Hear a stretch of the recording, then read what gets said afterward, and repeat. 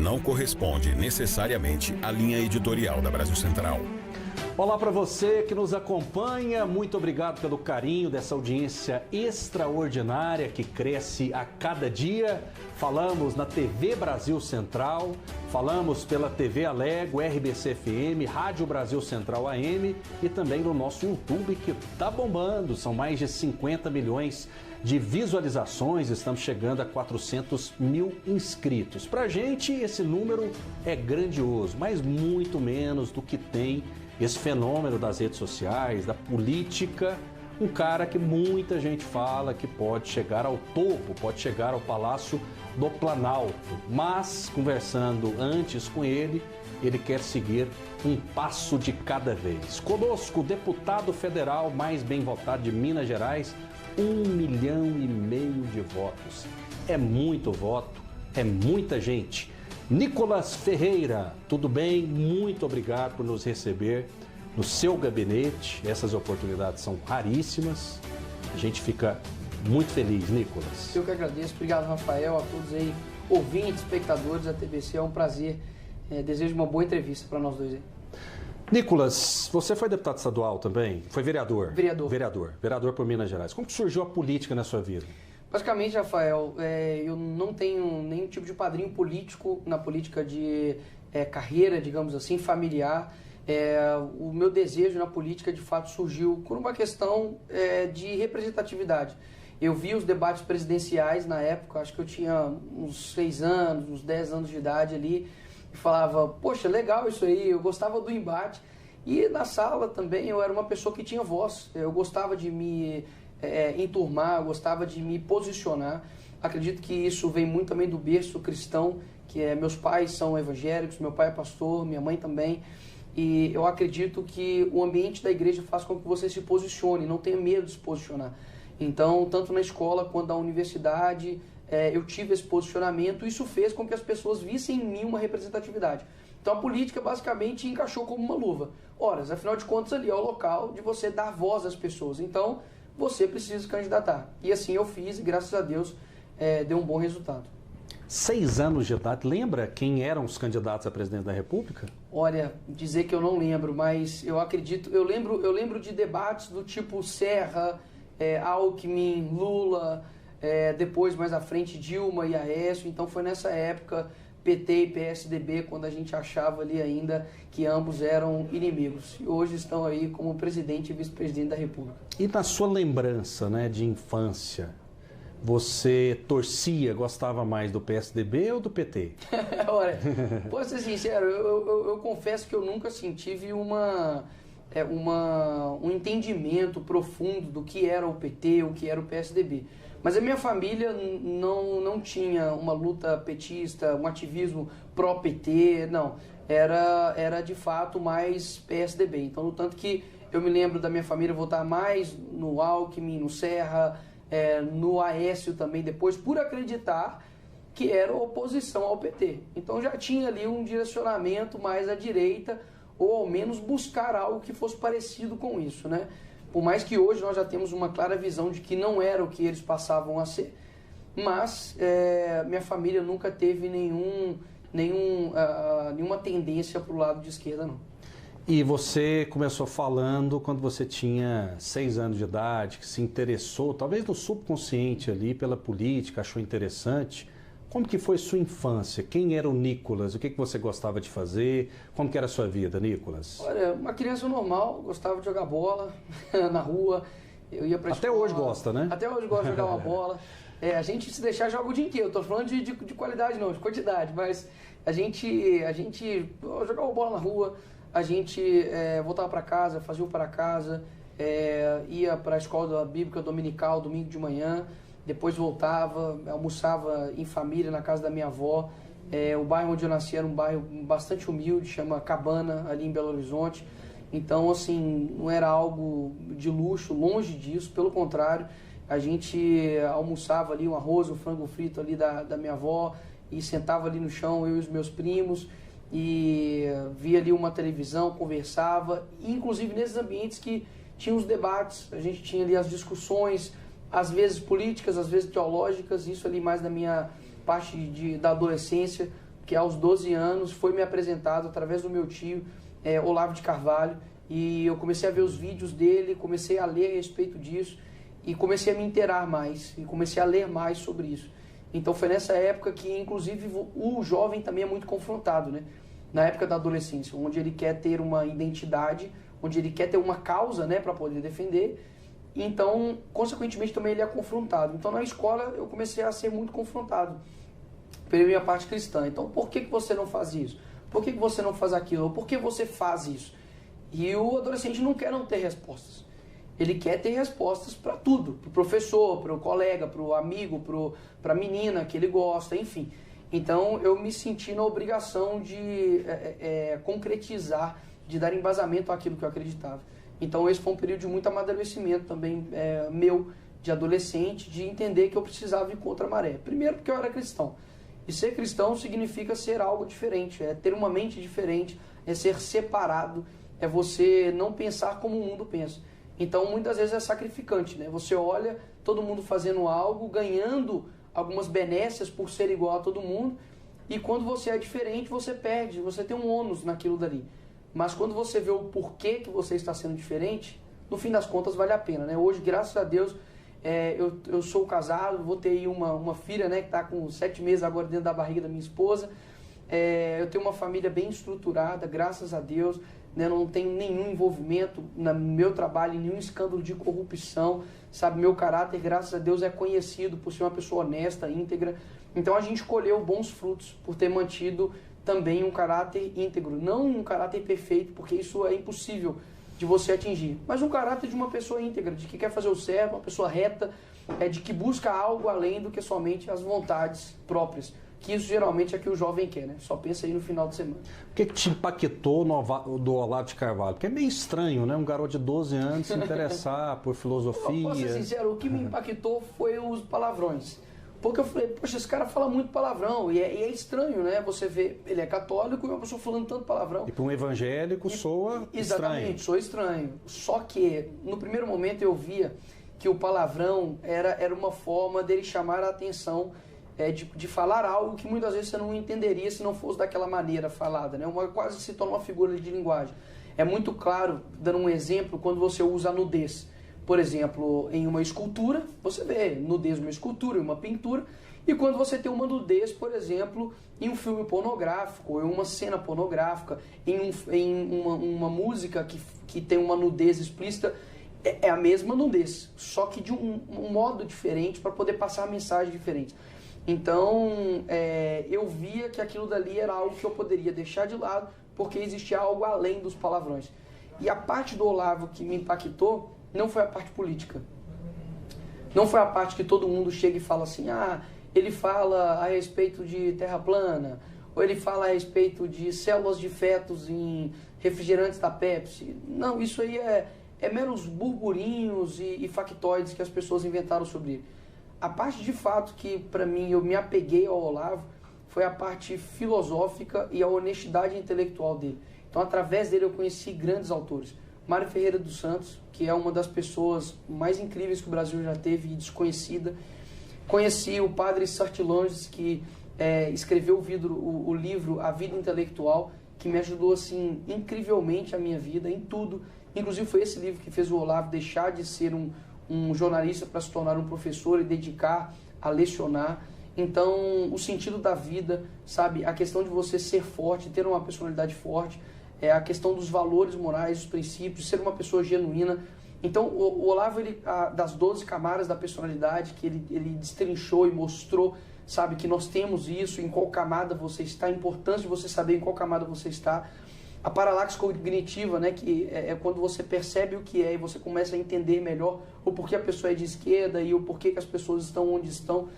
Enfim, isso que me chamou a atenção, de que ele conseguia, mesmo que com palavras um pouco grosseiras e de um modo completamente diferente do habitual que a gente estudava na escola, né, talvez com palavras de jargões difíceis, de palavras belas, mas que você não entendia.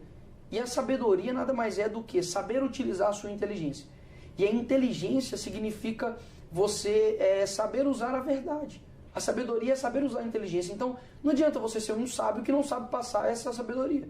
Então, ele soube passar essa sabedoria para os outros, da maneira dele. E eu acho que ele conseguiu fazer isso comigo. Fazer com que eu tenha vontade de ter uma vontade de aprender, de ter um conhecimento genuíno, de olhar para si mesmo e parar de olhar mais para o outro e sempre, sabe, tentar ser melhor. Acho que foi isso que o Olavo fez comigo ali aos 12, 13 anos de idade. O passo seguinte foi se engajar nas redes sociais? O passo seguinte, de fato, foi ali na impeachment da Dilma, 2015, 2016. O Brasil inteiro, na verdade, estava um pouco antes com relação às manifestações do não é só pelos 20 centavos, que inclusive as pessoas esqueceram, né? Disso, porque as mesmas pessoas que estavam pedindo a saída do governo, PT, hoje elegeram o PT novamente. Só que demanda 2, 3 gerações para esquecer completamente a história do que aconteceu anteriormente. Foi um movimento de esquerda, inclusive. O movimento das ruas dos 20 centavos foi um movimento, digamos, genérico. Foi um movimento genérico, só que foi tomado, como a esquerda sempre faz, pela esquerda. Então começou a surgir os black blocs, começou a surgir os ativistas, os movimentos sociais, universitários, e começou a tomar conta da questão. E o conservador, por princípio, ele é cético. Então eu me lembro que, na época, os professores incentivaram todo mundo a ir para as ruas. Eu não fui. Inclusive eu zombei. Eu fiz um cartaz zoando, tipo, uma pauta que não era a pauta que eles estavam falando. Porque no Todo Mundo Odeia Cris, que é um seriado, quando ele vai se candidatar para, tipo, o presidente lá da turma, ele fala suco de uva ontem, suco de uva hoje, suco de uva para sempre. E aí eu fui e fiz esse cartaz e zoei. Tipo assim, pô, vocês nem estudam e querem sair pra rua para lutar por educação? Entendeu? Na época eu já estava assim, indignado com isso. Peraí, vocês estão indo pra rua lutar pela educação matando aula? Então, não fazia sentido para mim. Então eu fiz uma ironia do próprio protesto deles e não fui pra rua. E depois disso veio Fora Dilma, que foi um protesto, uma indignação, porque a Dilma estava gastando milhões de reais com a estruturação de estádios, sendo que tinha pessoas morrendo em filas de hospitais, estruturas de escolas em péssimo estado, e as pessoas se revoltaram com isso. Ainda assim, teve Copa do Mundo, teve Põe Circo, e as pessoas esqueceram disso e reelegeram mais uma vez o mesmo partido que destruiu o Brasil há pouquíssimos anos. Então foi nessa época que eu comecei a estar mais presente nas ruas, que inclusive as pessoas, não foi um privilégio meu não, as pessoas no Brasil inteiro começaram a entender mais o que está acontecendo, né? Quem é quem nessa história aqui. E eu comecei sim a postar os meus vídeos, a me posicionar, e foi aí que surgiu basicamente tudo. As páginas de direita, as pessoas falando, nos carros de som, e eu também comecei a movimentar nisso.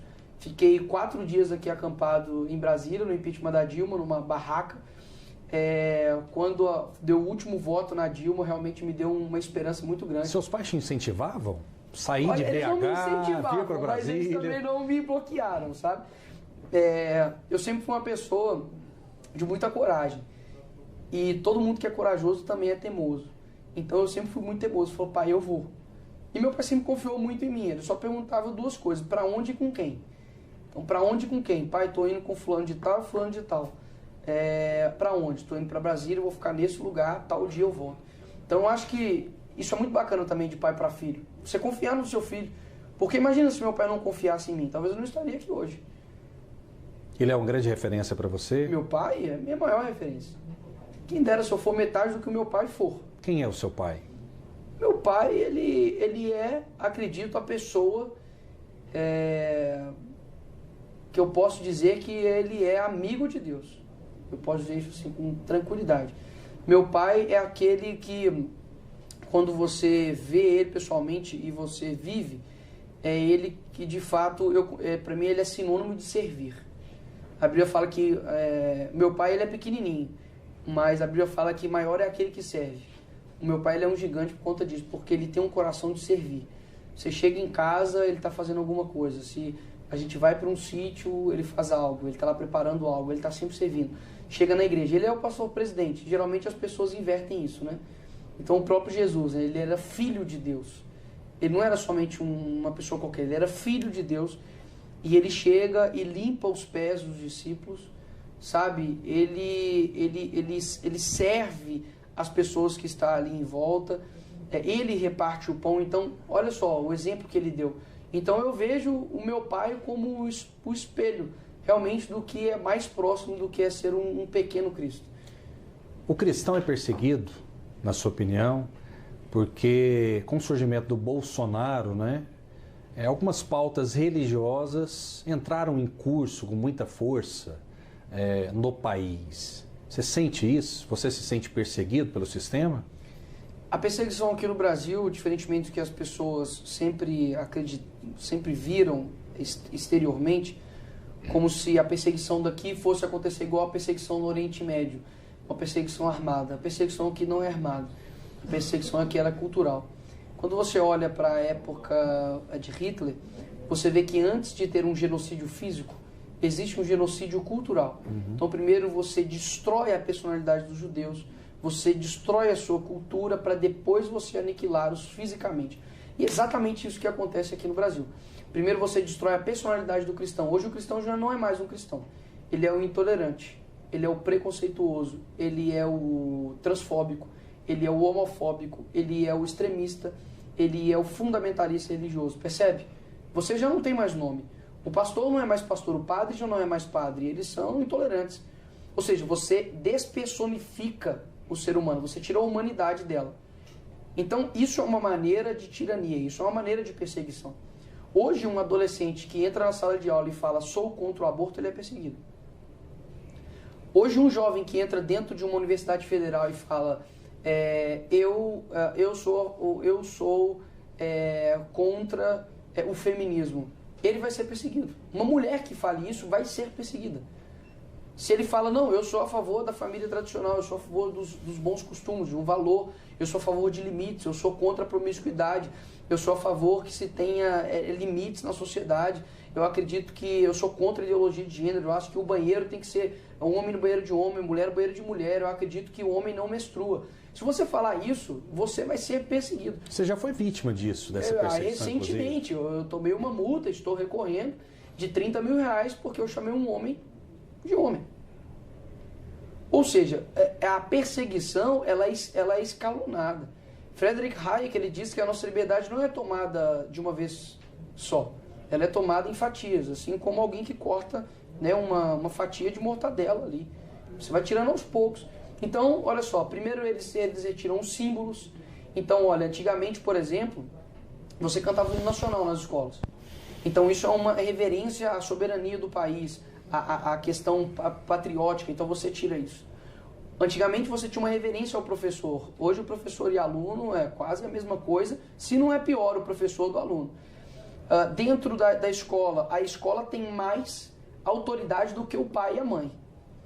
A igreja já não tem nenhum papel na sociedade, afinal de contas, o Estado é laico. Os símbolos religiosos são menos importantes do que os símbolos mundanos. Mas os cristãos não são a maioria? Os cristãos são maioria, mas eles não são a maioria de influência. Aí que tá. Porque o poder não é um poder numérico. Você pode ter aqui uma casa como essa, que tem 513 deputados, mas o poder não está nos 513.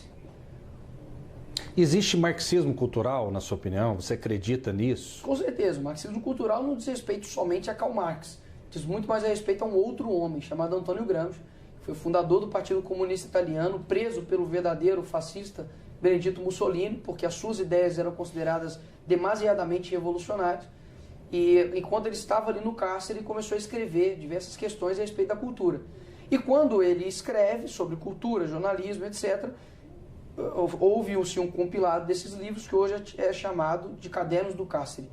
E lá ele fala a respeito da hegemonia cultural. Basicamente é dominar a sociedade através do domínio psicológico das massas. Isso ele chama de hegemonia. Exatamente isso que ele fez hoje. Hoje as pessoas são dominadas psicologicamente pela esquerda e ela não percebe que ela é de esquerda. Então por isso que você tem cristãos se dizendo de esquerda. É minoria, não? É uma minoria, mas tudo que é grande tem um começo. Você falou que eu tenho milhões de seguidores, mas todo mundo começa com 0 seguidores, concorda? Então todo mundo, tudo que é grande começou pequeno. Pode ter certeza que o nazismo, ele começou também pequeno. Pode ter certeza que as grandes tiranias começaram pequenas. Ninguém começou com um exército gigante. Todo mundo começa pequeno, conversa com um, conversa com o outro. Agora, uma coisa é uma pessoa falando que os cristãos são intolerantes. Uma coisa são 10 mil pessoas falando que cristãos são intolerantes. Uma coisa é 1 milhão de pessoas falando que cristãos são intolerantes. 10 milhões, 100 milhões de pessoas. Aonde isso vai chegar? Então hoje você vê que Antônio Gramsci foi incrivelmente suscetível naquilo que ele propôs, que é uma sociedade dominada pela esquerda sem saber que é de esquerda. Então hoje você tem cristãos que não votam no PT, que até votam no outro candidato, que é de direita, mas elas abrem um Netflix e colocam lá toda a programação da esquerda dentro da casa delas sem perceber. Então dentro da casa delas, elas abrem um filme que tem adultério, onde o adúltero é o gente boa. Ela liga a novela da Globo, onde a traficante é a Juliana Paz. Eu sou da favela, eu nunca vi uma traficante bonita, bonita desse jeito, tá? Você romantiza o crime organizado, você faz com que o homossexual na novela seja o mais engraçado, o mais gente boa, cabeleireiro. Enquanto isso, em paralelo, coloca a cristã, a de coque, a chata, a mulher careta, e assim eles vão modificando a tua cabeça. Por isso que a questão da Globo não é a questão só de passar notícias falsas, não é isso. Esse não é o problema da Globo, esse não é o problema da grande mídia. O problema da grande mídia é que diariamente eles têm pelo menos 1 hora da sua mente. Esse que é o grande poder deles. Pelo menos uma vez na semana, eles têm, por exemplo, o Fantástico, que eles falam o que quiser para milhões de pessoas e isso vai ser considerado verdade.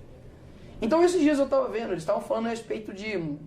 Teve um tempo atrás aí que o Drauzio Varela abraçou, né, um condenado por estuprar uma criança e era trans, então ele abraçou o condenado, né? Alguém já te abraçou? Ah, não, então eu vou te abraçar. Só que as vítimas, né? Ou seja, romantiza o criminoso. Só que as pessoas não veem que isso está mudando a essência delas. C.S. Lewis fala isso, que você não muda a sua essência de um dia para o outro. Cada decisão que você toma vai mudando a tua essência para algo. Então, como que a sociedade norte-americana, por exemplo, saiu de pais fundadores cristãos para uma sociedade que hoje, culturalmente, está pior do que a do Brasil? Isso eu falo com você com toda tranquilidade. Hoje, os Estados Unidos está pior culturalmente do que o Brasil. A agenda do ativismo LGBT, no sentido de imposição de multa, de prisão, está muito pior do que o Brasil. É um aparelhamento, na sua visão. Total, existe. Do judiciário, do âmbito legislativo, do âmbito da mídia. Ou no mês de julho, que é o Pride Month, né, no mês do orgulho LGBT nos Estados Unidos, se as empresas não colocarem lá as cores, né, lá do arco-íris, basicamente elas são canceladas. Porque é como se assim, ou vocês se rebaixam, se ajoelham perante ao meu ativismo, ou vocês são declaradamente homofóbicos. Mas tem homossexual de direita também? Vários. Inclusive, eu postei hoje aqui, eu vou abrir aqui, eu postei hoje, recebi aqui uma carta, de uma transexual de 42 anos e falou, olha, 42 anos e sou uma pessoa transexual operada em janeiro de 2012. Acabei de assistir seu vídeo discussando na tribuna sobre o caso em que o senhor foi condenado a pagar uma indenização por transfobia. E quero dizer que lamento muito que isso tenha acontecido, mas também que gostaria de te agradecer por tudo que tem falado no Congresso sobre essa pauta de ideologia de gênero. Concordo com tudo que disse. Peço com respeito, senhor deputado, que me conceda alguns momentos da sua atenção neste e-mail. E aí ela continua. Ou seja, existem muitos homossexuais que discordam do ativismo LGBT. Sabe por quê? O ativismo LGBT não tem nada a ver com homossexuais. Porque se os ativistas LGBT... É um movimento político. As pessoas se aproveitam disso, quem está à frente desses movimentos. Rafael, se eles de fato estivessem preocupados com os homossexuais, eles não estariam com a esquerda. Porque como um ativismo LGBT vai estar ao lado de alguém que matavam eles há pouco tempo? Fidel Castro deu uma entrevista para a Folha de São Paulo dizendo que ele perseguiu e matou homossexuais. Che Guevara da mesma forma. Os homossexuais eram colocados em campos de concentração, de trabalho escravo em Cuba. Ou seja, como eles lidavam os homossexuais lá atrás? Perseguindo. Hoje, eles utilizam eles como uma força política eleitoreira. Você olha, por exemplo, a rampa, né, que o Lula subiu, né, com várias minorias, né? Tinha ali uma pessoa de cadeira de rodas, um homossexual, um índio, não sei o que e tal. Dá só uma olhada nas pessoas que ele colocou no poder. Só homens. Né? Você olha a indicação dele para o STF, um homem. A indicação dele para a PGR, um homem. A indicação todos homens, brancos, héteros, ricos, cis. Tudo aquilo que eles dizem ser o contrário. Então entenda que a esquerda não é um movimento ideológico. A esquerda é um movimento geopolítico. Porque a função do Lula não é fazer essas pautas, porque essas pautas, por exemplo, Rafael, elas não colam no Nordeste. Não colam no Nordeste, porque no Nordeste todo mundo está comigo. Eles concordam que o homem tem que ficar no banheiro de homem, mulher tem que ficar no banheiro de mulher. Por isso que Mas por que o Lula teve uma votação tão expressiva no Nordeste? Porque aí eles já não utilizam a pauta ideológica. Eles vão utilizar outro instrumento, que aí é o benefício do auxílio, utiliza a humildade das pessoas, talvez a falta de conhecimento do que é verdade, do que é certo, do que é bom, para poder enganar as pessoas. Mas não é com essas pautas. Eu duvido o Lula chegar lá no Nordeste e dizer assim, pessoal, a partir de hoje aqui no Nordeste, o homem pode entrar no banheiro de mulher, a mulher pode entrar no banheiro de homem, e nas escolas do teu filho vai ser ensinado que ele pode ser o que ele quiser. Eu aposto que você quiser que o Lula jamais vai fazer isso. Você é muito demonizado justamente por essas opiniões, você foi ao plenário, né? Vestiu até uma peruca para fazer uma provocação. Ali, naquele caso específico, você acha que você mordeu a isca? Porque você é especialista em redes sociais, né? Tem muito tempo e tem milhões de seguidores. Mas você não imaginou que a grande mídia iria pegar apenas um corte do que você falou e fazer com que isso se multiplicasse e arranhasse a sua imagem? Eles morderam a minha isca. Porque eu sabia que eles iriam fazer isso independente de qualquer coisa. Mas existe algo que quebra a perna deles, que é isso aqui, ó. Por isso que eles querem tanto me censurar. Por isso que no ano passado eles derrubaram minhas redes por quase 2 meses e até hoje eu não sei o porquê. Porque naquele momento... Quem derrubou? Alexandre de Moraes. E até hoje eu não tenho acesso aos autos. Eu não sei o porquê caiu. Eu não sei se foi por conta de urnas, porque hoje pode falar de tudo, né? Menos urnas eletrônicas. É a nossa democracia. Eu até fiz uma postagem, me permita, deputado, Sim, dizendo o seguinte, ó, o Brasil você pode criticar o aborto, você pode criticar a Bíblia, você pode criticar Deus, mas você não pode falar de urna eletrônica. Não pode. Não é? Eu acho até que a direita insistiu muito nessa questão, nessa situação, mas faz parte da liberdade de expressão. Com certeza. A liberdade, ela implica, inclusive, você ouvir coisas que você não defende, que você não concorda, e isso é a liberdade em si. Agora, voltando à questão, o que acontece da peruca em específico? Assim como eu utilizei ela para poder exemplificar o que eu estava dizendo, eu poderia ter colocado uma máscara para poder falar sobre o Covid, poderia ter colocado uma boina para poder falar da Polícia Militar. E as pessoas, no primeiro momento, é claro que te dá um baque. Poxa, o que é isso? O que o deputado está fazendo? Mas quando ela para me ouvir, ela concorda 100%. E para perceber, neste dia... Conforme de chamar a atenção, foi uma estratégia proposital. Proposital. Neste dia, por exemplo, era o Dia Internacional da Mulher, e tinha diversas mulheres que, assim, nada fizeram pelas mulheres, pelo contrário. Tinha ali Maria do Rosário, poxa, uma mulher que há tempos atrás estava defendendo pessoas, assim, macabras, uma pessoa de esquerda, Jandira Fegali, mulheres que não representam as mulheres de fato. E o discurso estava só nisso, somente essa narrativa. E depois do caso, né, da Nicole, ficou uma semana falando disso e até hoje fala-se disso. Por quê? Porque eles estavam trabalhando isso no escuro, a ideologia de gênero no escuro. Sabe o que eu fiz? Eu peguei uma lanterna e fiz assim, ó, olha ali, gente, ó, olha o que eles estão fazendo. Por isso que eles ficaram desesperados. Então, desde a camareira no hotel fala comigo, ó, gostei daquele seu discurso lá da peruca lá, você tem razão. Desde a mulher do caixa, desde um CEO de empresa que já parou pra mim e falou, gostei. Ou seja, eu me expus ao ridículo para poder, de fato, denunciar o ridículo. Mas, olha o quanto que eu atrasei da agenda deles. Mas poucas pessoas acompanharam o discurso todo, concorda? E existe uma informação que chega por meio da grande mídia também. Você falava da Rede Globo. E por meio da grande mídia, né, sua imagem não ficou arranhada? Olha, claro que para o seu público, né, o público de rede social hoje é muito grande, você atingiu o alvo. Mas e essa repercussão negativa? Valeu a pena? A repercussão negativa, vou ser bem sincero, para mim era uma das próprias pessoas que já não gostavam de mim. É simples assim. E as pessoas que falam, nossa, foi excessivo, para mim excessivo é roubar, pô. Para mim excessivo é botar dinheiro na cueca. Para mim excessivo é botar um bandido na presidência. Para mim excessivo é eu receber emenda e colocar na prefeitura da minha ex, como o Janones fez. Para mim excessivo é fazer rachadinha, como o Janones fez. Agora, eu colocar uma peruca para poder denunciar uma pauta ideológica que tem destruído um monte de vidas, pô, excessivo no Brasil é sacanagem, né? Então, assim, essas pessoas, elas já estão tão acostumadas a elas serem um falso moderado, Porque eu tenho uma régua de 30 centímetros, o meio é 15, correto? Mas para essas pessoas o meio não é 15, porque elas acham que o meio é 29. Se o meio é 29, qualquer coisa que está aqui fica extremo. Então, qualquer coisa que eu faça vai soar extremo para essas pessoas. Então, o falso moderador é aquele que apazigua o crocodilo esperando ser o último a ser comido. Essas pessoas que não gostaram do meu discurso podem ficar em paz, porque um dia chegará na porta de vocês. Vai bater lá na tua casa, um dia que você entrar com a tua filha dentro do banheiro, sua mulher estiver lá dentro do banheiro com a sua filha, e entrar um homem de 10 metros, e você falar assim, não pode acontecer isso, e ele calar a tua boca e colocar você na cadeia, ou fazer você pagar uma multa. Aí você vai lembrar, opa, poderia alguém estar lutando contra isso aqui, né? O Nicolas avisou. Então, ou seja, dia após dia eu vejo que, mais uma vez, a Nicole tinha razão. Você respeita os homossexuais? Claro. Você pode fazer o que você quiser na tua vida, pode sentir o que você quiser, eu não me importo, zero me importa. Agora, é diferente quando você quer impor a tua vontade em cima de mim. Eu não imponho minha vontade para cima de ninguém. Ah, você acredita na Bíblia? Não. Ah, então você é um bibliofóbico. Ora, isso não soa democrático, né? Então você pode ter a conduta sexual que você queira. Não me importo com isso. Agora, não queira colocar para mim de que eu preciso achar bonito, de que eu preciso concordar com o comportamento sexual, de que eu preciso adotar isso para minha família. Opa, peraí. Não é meu corpo, minhas regras, que eles gostam de dizer. Minha família, minhas regras. Minha sexualidade, minhas regras.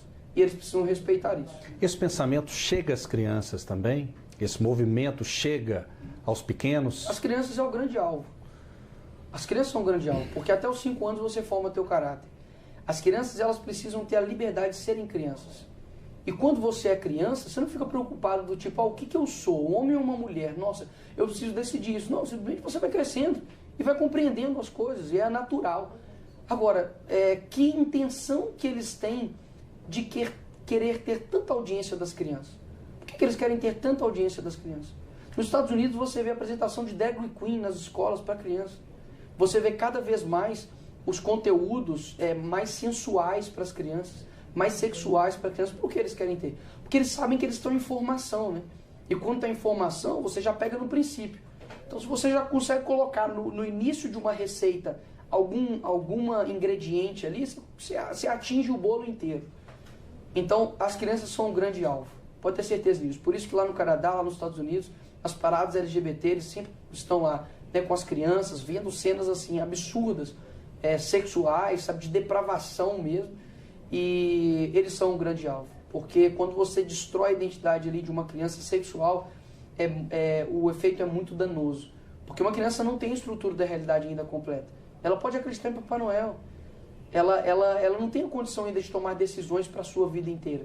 E nós estamos vendo hoje, nos Estados Unidos, crianças de 12 anos fazendo transição de gênero, tirando ali o seu órgão sexual masculino e nunca mais conseguindo se reproduzir, ter ali uma experiência sexual com uma mulher, porque alguém chegou para elas e disse, você tem um jeitinho de menina, então você tem que virar menina. Ignorando, eles nos chamam de negacionistas, né? Eles são os negacionistas de fato. Eles ignoram a ordem cromossômica XY, eles ignoram a ordem cromossômica XX, eles ignoram os fatores hormonais, eles ignoram tudo isso. Porque para eles o que importa é colocar a todo custo o que eles querem para Por esse tipo de pensamento seu, você é chamado de fascista, de extrema direita e todos esses adjetivos. Isso te incomoda? Zero. O preço de não ser um ignorante é ser odiado por eles, né? Você é de extrema direita? Não, não acredito que exista uma... Posso existir uma extrema direita, mas o que significa ser de extremo? Se defender a família, no sentido de, olha, eu defendo a minha esposa, eu defendo os meus filhos, eu defendo que deva ter limites entre nós, eu defendo que deva ter um respeito, uma hierarquia, uma disciplina, eu defendo que o banheiro deve ser algo fisiológico e não ideológico, eu defendo que a justiça deve ter uma justiça imparcial e não política, eu defendo que a ideologia de gênero é algo que não deve ser aplicado nas escolas, nem nas universidades, nem no ambiente público. Eu defendo que o cidadão ele possa ter o direito de se defender além do próprio aparato estatal, ele tem que ter essa liberdade. Eu acredito que a liberdade de expressão deva ser garantida para as pessoas. Eu acredito que a criança dentro da barriga deva ser preservada a vida dela, porque sem a vida não tem nenhum direito subsequente. Se isso é ser radical, tudo bem, então eu sou radical. Mas é perspectivas, né? São perspectivas. Quando eu olho para uma pessoa de 2 metros de altura, essa pessoa é gigantesca. Mas para quem tem 1,90 m, uma pessoa de 2 metros é quase o tamanho dela. Então, são perspectivas. Então, qual é o teu norte moral?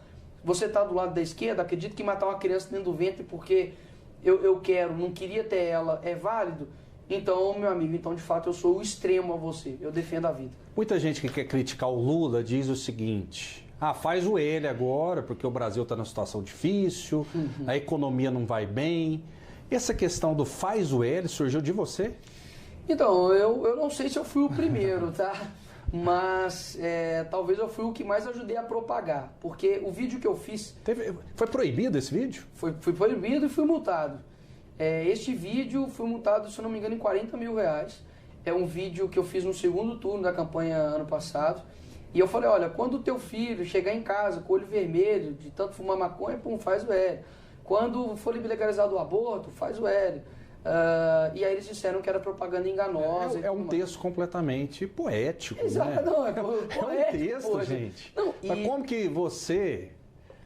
eu nem deveria me posicionar numa entrevista, mas eu tenho direito a dar minha opinião também. Um vídeo completamente normal que você escreve ali, né? Esse vídeo incomodou? Rafael, os caras fizeram já propaganda chutando a cabeça do Bolsonaro. Os caras já fizeram arte batendo com um taco de beisebol na minha cabeça até eu morrer. Eles já... um taco de beisebol na cabeça do Bolsonaro até morrer. E colocando uma estaca de ferro na minha cabeça com 22. Queimando a minha cabeça com 22. Eles já queimaram a minha foto em manifestações. Então, assim, peraí. O meu discurso é de ódio? Eu dizendo que possivelmente poderia acontecer. E aconteceu. Eu disse que o aborto seria legalizado. E o STF colocou em pauta a legalização do aborto. Recuou, né? Por hora. Parou agora, né? Por conta das pressões. Mas o Lula indicou 2 ministras da saúde da mulher que são favoráveis ao aborto. Foi um texto profético, então. A legalização das drogas está sendo pautada. Entrou em pauta. Pelo STF. Ou seja, o TSE vai me como é que fala? Vai me indenizar por conta disso, porque a multa está aí. Mas a esquerda não pode dizer o seguinte, olha, não foi o governo Lula, foi o STF. Com o Bolsonaro não passou nada disso. Então é uma coincidência da vida, né? Quando estava com o Bolsonaro, nenhuma dessas pautas passaram. Quando teve com o Lula, essas pautas estão dando continuidade. Ou seja, no mínimo, o Lula, então, ele não é uma barreira. Quando se tira o Lula, quando se tira o Bolsonaro, então tira-se também a barreira. Então, no mínimo, o Lula dá passe livre para isso acontecer. O criminoso é vítima da sociedade? Jamais. O criminoso, ele é dono das suas próprias ações. Eu nasci numa favela, minha família também. Todos nós, obviamente, temos uma influência nas nossas vidas, mas o nosso meio, ele não nos determina.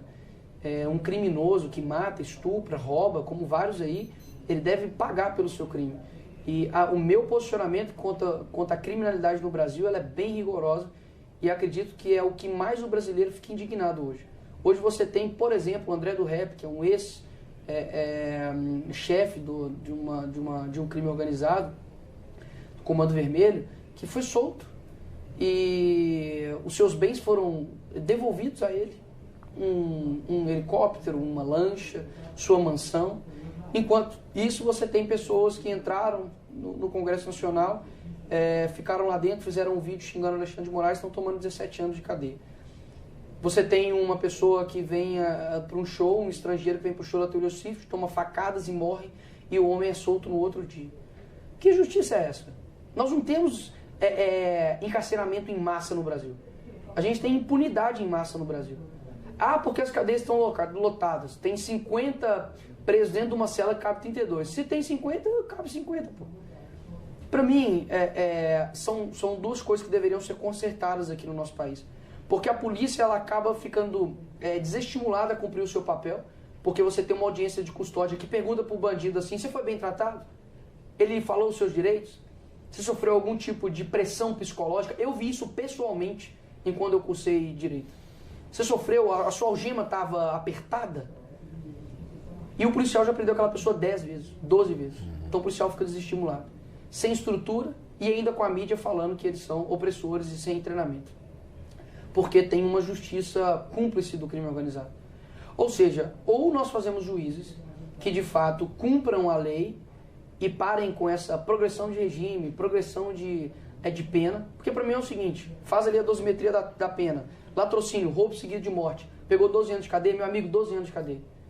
Ah, porque se comportou bem na cadeia aqui, ó, uma palma e meia pra você. Meus parabéns, quando der 12 anos você tá solto. Ressocializa, faz o que você quiser, você é um homem livre. Toma seus direitos políticos novamente, vai votar, faz o que você quiser. Mas enquanto você não cumprir 12 anos, você vai ficar dentro da cadeia. Ah, porque a cadeia é uma faculdade de criminosos e tal. É só você não fazer nada disso. Eu nunca vi uma pessoa que tá dentro da escola estudando ir pra cadeia do nada. Alguém chegar e falar, você tá preso. Não fez o para casa. Eu nunca vi. Eu nunca vi. Ou seja, as decisões que cada um toma geram consequências. Porque é uma lei da semeadura, é uma lei ainda que o STF não derrubou aqui no Brasil. Aquilo que você planta, você colhe. Então o judiciário do nosso país, ele é cúmplice do crime organizado. Ele é cúmplice do que nós temos hoje. Se hoje nós temos grandes pessoas do crime organizado sendo soltas, tendo, por exemplo, presídios que eles continuam ainda comandando aqui fora, é porque algo está errado. Você tem medo do STF? Medo? Medo eu tenho de Deus. Medo eu tenho dele. Ele pode tirar minha vida e na hora que ele quiser. Agora, medo do STF já... Pelo que está acontecendo no Brasil... O que eles podem fazer comigo? Cassar seu mandato? Tá. Seria uma pena. Lamentável. Eu ficaria extremamente chateado. E não busco isso. Quero manter meu mandato. Quero dar voz às pessoas. Eles iriam encarar 1,5 milhão de pessoas. Bolsonaro ficou inelegível mas eu não sou por 8 mandato. anos. Pois é, mas eu não sou um mandato. Eu não sou um mandato, eu sou uma pessoa. Ah, minha vida... De onde vem, Nicolas, essa coragem? Você vai ter filho agora, você tem esposa, você tem família. Talvez essa é uma pergunta que te fazem ou que você se faz também. Vale a pena? Vale, porque eu não vim aqui para poder ser feliz. Eu vim aqui para poder cumprir um propósito. E o pior tipo de medo que eu posso ter na minha vida é eu chegar no céu e eu ter tido sucesso naquilo que não era para eu ter tido sucesso. Esse é o pior tipo de fracasso. Então, eu quero me arrepender, talvez, das coisas que eu fiz, mas não daquilo que eu deixei de fazer. Então, chegar no céu e falar, nossa, poderia ter dado mais gás, poderia ter tido mais coragem. Geralmente... Sua esposa, às vezes, te dá conselho? Claro, com certeza. A gente conversa muito, me dá conselhos, ela me ajuda. Eu sou um com ela. Ela sabe da sua missão? Claro, sabe. Que isso está muito claro para ela. Claro, ela sabe do tanto que eu sou corajoso, ela sofre junto comigo, ela chora junto comigo. Eu ainda não sei, né? Não peguei ainda minha filha no colo, porque eu sei que tudo muda. Mas ainda assim, no meu coração, eu sinto que há algo que eu preciso fazer aqui, sabe? Isso demanda sacrifício. É uma missão de vida, custe o que custar. E eu não sei a extensão do que a minha ação pode gerar. Isso que é o que mais me move. Porque, ao mesmo tempo que a minha ação ela pode gerar algo que eu não sei aonde possa chegar, posso chegar a 50, 100 anos, posso ser contado a história, e se eu parar? Aonde eu não vou estar chegando? Isso que... Você já pensou em parar? Preciso me bater em desistir no nos momentos difíceis? Olha, às vezes é o que a Bíblia fala, desanimados, abatidos, mas não destruídos, sabe? É nesse sentido. Tipo, pensar de falar assim, não, parei. Mas você é ser humano, você já ficou magoado, você já ficou chateado, já ficou destruído. Poxa, se o próprio Davi, que era um homem segundo o coração de Deus, ele falava, ó Senhor, por que está batido a minha alma, por que se preocupas dentro de mim? Imagina a gente. Você é um grande alvo, né? Por ser jovem, por ter esse engajamento nas redes sociais. Muitas vezes as pessoas colocam apelidos, né? Adjetivos. De onde vem essa força, esse couro grosso sendo tão jovem, Nicolas? Eu aprendi, e eu não quero ser frio aqui, mas as pessoas vão me entender. Eu aprendi que nem quem diz que me ama e quem diz que me odeia importa pra mim. Não importa. Quem importa mesmo que eu quero ouvir que me ama são os meus pais, é minha esposa, são meus futuros filhos, é as pessoas que estão comigo desde quando eu nasci. Agora, que é óbvio que eu sei que pessoas falam que me admiram e tal, mas nada além disso eu coloco no meu coração e internalizo como verdade, porque o amor que o meu pai e minha mãe têm, minha família tem por mim, eu sei que é um amor único. Então, por que eu vou levar em consideração que uma pessoa que eu nem conheço está falando que me odeia? É irrelevante para mim, sabe? É irrelevante de verdade. Assim, é claro que algumas coisas te chateiam, mas no âmbito de injustiça. Então, quando, por exemplo, durante a eleição, no segundo turno, foi-se lançado um vídeo de um ator pornô como se fosse eu. Isso foi o deputado Janones, inclusive, que ajudou a dissimular tudo isso. E ele seguia esse ator pornô. Uma maldade muito grande, né? E ele seguia esse ator pornô, ou seja, ele deixou o rastro do crime dele ali, né? E isso não é que me afetou, mas afetou pessoas que gostavam de mim, sabe? Meus familiares e tudo. E eu lembro que no dia eu falei assim, poxa, que baixaria, né, dessas pessoas. Eu não tenho coragem de fazer isso só porque um cara é opositor meu político. Mas na hora eu lembro que eu parei e fiquei chateado, né, como você disse agora, mas eu já me recompus, falei, quer saber, vamos dar a volta por cima nisso. Gravei um vídeo e tudo, as pessoas entenderam, compreenderam, inclusive foram um tiro no pé deles. Que as pessoas falavam, poxa, realmente, olha o nível dos inimigos do Nicolas. Então, ele deve estar certo em alguma coisa. Muito bem, a gente já está chegando no finalzinho da entrevista e tem um quadro que se chama Em Uma Palavra. Show. Para saber, né, exatamente o que você pensa sobre muitos assuntos. Vamos lá. Você disse até para mim que estava sentindo uma entrevista com o Roberto Cabrini, né? A quem eu admiro muito. Eu também. Marília Gabriela também, eu acho fantástica. Você dizia que gostaria de ser entrevistado por ele? Cabrini é uma vontade, de fato, de ser entrevistado pelo Cabrini. É um sonho. Por quê? Eu acho que ele, além dele já ter entrevistado muitas pessoas que eu admiro, eu já acompanhei muitas entrevistas dele. Eu acho que ele é uma pessoa que consegue extrair, assim, sabe, de você. Ele vai te pressionando e te pressionando. Eu acho ele uma pessoa autêntica que faz uma... Ele é um bom entrevistador. É um jornalista investigativo. Sim. Sem dúvida alguma, maravilhoso, né? Extraordinário. Sim. Vamos lá então, nosso quadro Em Uma Palavra. Vamos lá. Ou em uma frase, né? Você tem licença poética para isso e não vai ser censurado por nós jamais. Aliás, antes do Em Uma Palavra, a censura chegou mesmo ao Brasil com tudo? Chegou com tudo. Faz o teste, fala sobre urnas eletrônicas ou sobre qualquer um dos ministros do STF, especialmente sobre Alexandre de Moraes, e você, em breve, saberá o que é censura. Muito bem, vamos lá. Em uma palavra ou em uma frase, Jair Bolsonaro. O trator pavimentador, o homem que mudou o Brasil antes e depois dele. Você se inspira nele? Sim. Lula. Muito pior do que ter roubado o Brasil, ele ajudou a destruir uma nação e um dia pagará caro por isso. Mas não aqui. PL. O partido que o Bolsonaro levantou e que é o maior partido hoje no Brasil. PT. Se o diabo tivesse um partido, seria esse. Dilma Rousseff. Uma quantidade baixíssima de neurônios. Ela recebeu o golpe mesmo, como dizem? Só se for quando for criança, né? E aí deu uma dissonância cognitiva nela, mas golpe jamais, foi dentro da lei, pedalada fiscal, e tem que aguentar os crimes de responsabilidade que ela cometeu. Um golpe só na mente da esquerda mesmo. FHC. Um socialista de sapatênis. Juscelino Kubitschek. Um homem corajoso. Congresso Nacional. Como que você o vê? Poderia ser bem melhor do que é hoje. STF. Homem sem alma. Gilmar Mendes.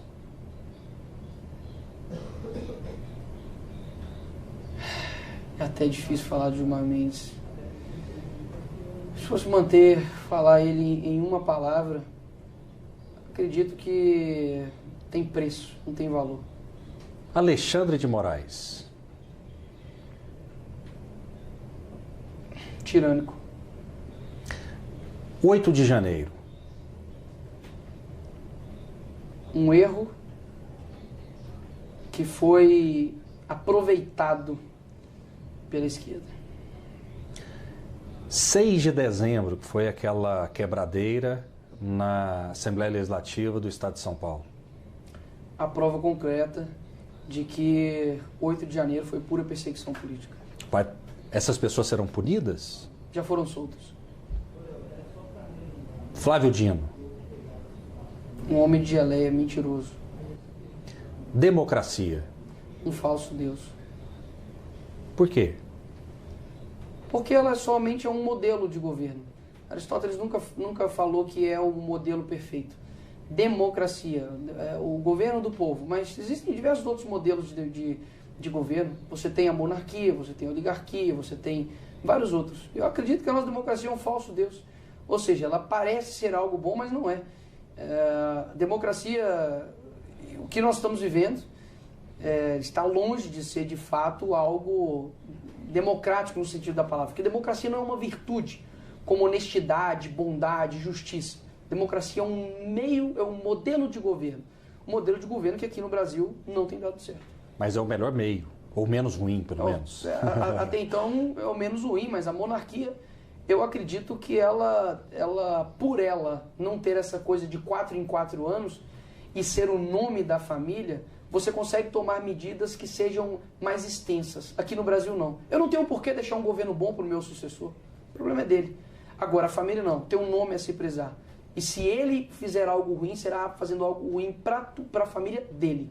Então, a monarquia, não absolutista, né, mas parlamentarista, você tem, acredito, que um melhor modelo de sociedade. Esquerda. Esquerda, o sinônimo de inveja. Direita. Temos muito que aprender e amadurecer. Comunismo. Prometeu o paraíso, trouxe o inferno. Maconha. Já passou perto de você, maconha? Já. Em algum lugar, com certeza. Eu estudei na PUC, com certeza. Alguma maconha já passou perto de mim. A maconha, pra mim, é coisa de à toa. Mas você já pensou por um momento em experimentar? Não, na ânsia da adolescência, da juventude? Tá maluco, de forma alguma. De forma alguma. Tanta coisa boa pra experimentar, pô. Um chocolate, picanha, fumar maconha. Sacanagem. Por falar em picanha, picanha do Lula chegou? Só abóbora. Polícia, em uma palavra. Por Heróis. que ela é tão demonizada? Heróis de fardas desconhecidos que saem todos os dias de casa assim para poder dar vida por outras pessoas, são massacrados pela mídia. E a esquerda, obviamente, são massacra porque eles combatem o crime, né? Simples assim. Brasil. Pátria amada, que poderia ser muito mais do que é hoje. Patriotismo. Fundamental. Bíblia.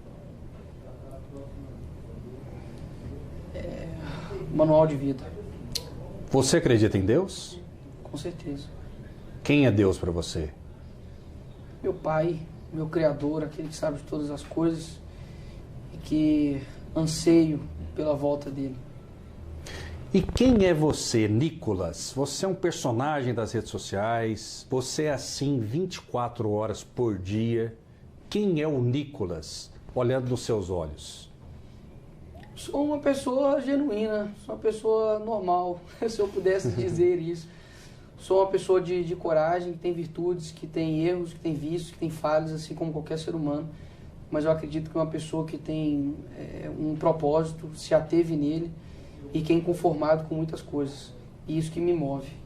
Então, quem tem um propósito geralmente é teimoso, rejeita alguns bons conselhos, rejeita maus conselhos também, porque a gente tem algo dentro da gente que a gente fala, cara,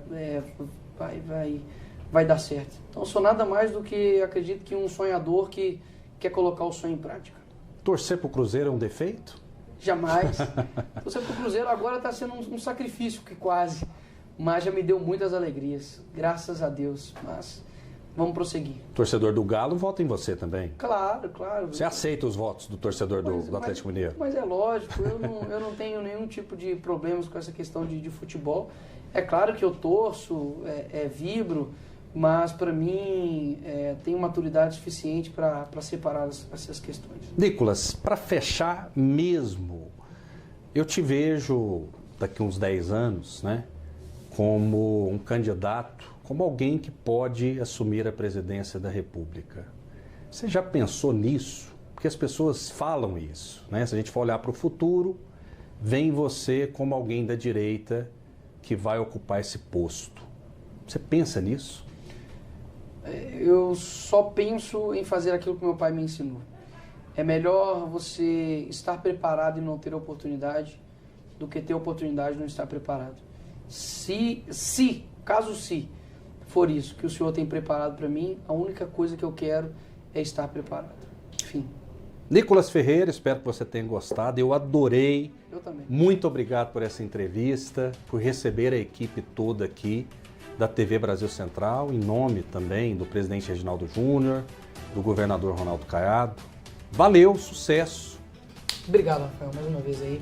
Toda a TBC, Deus abençoe vocês e vamos manter firme, porque não é uma corrida de 100 metros, é uma maratona e eu acredito nesse país. Muito obrigado, fiquem com Deus e até a próxima.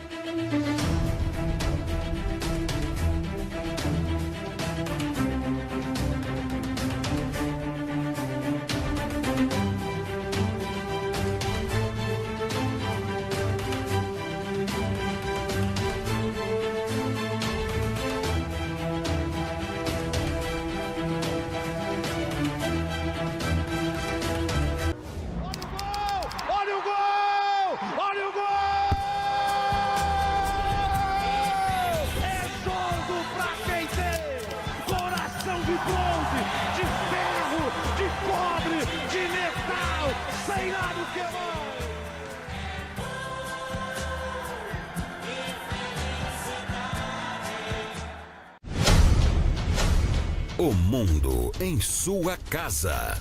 Jornalismo com credibilidade. Emanuele Winder, Alex Atanásio, Tiara Castilho, Rafael Mesquita e a maior equipe de Goiás levam até você o debate, a informação. O mundo em sua casa, de segunda a sexta, 7:30 da manhã. Brasil Central, jornalismo em primeiro lugar. E TV Assembleia Legislativa de Goiás. Cuidado, a dengue mata. A campanha de vacinação contra a dengue já começou, mas ainda não temos imunizante para todo mundo. Então a gente precisa ajudar na destruição dos criadouros do Aedes aegypti. Permita o acesso do agente de endemias em sua casa e siga as orientações de combate ao mosquito. Quem cuida de um, cuida de todos. Brasil Central contra a dengue. E a Brasil Central está cada dia mais pertinha de você. Agora